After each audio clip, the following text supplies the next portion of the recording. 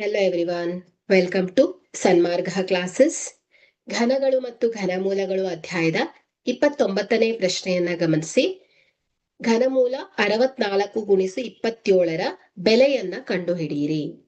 So ಇಲ್ಲಿ ಈ ಲೆಕ್ಕವನ್ನ ಬಿಡಿಸ್ಲಿಕ್ಕೆ ನಾವು ಘನಮೂಲದ ನಿಯಮವನ್ನ ಬಳಸೋಣ. ಸೊ ಇಲ್ಲಿ ಘನಮೂಲ ಎ ಗುಣಿಸು ಬಿ ಇಸ್ ಈಕ್ವಲ್ ಟು ಏನ್ ಹೇಳಿ, ಘನಮೂಲ ಎ ಗುಣಿಸು ಘನಮೂಲ ಬಿ ಅಲ್ವಾ. ಸೊ ಹಾಗಾದ್ರೆ ಇಲ್ಲಿ ನಾವು ಇದನ್ನ ಅಪ್ಲೈ ಮಾಡಿದಾಗ ಸೊ ಇದೇನಾಗತ್ತೆ, ಘನಮೂಲ 64 ಗುಣಿಸು ಘನಮೂಲ 27.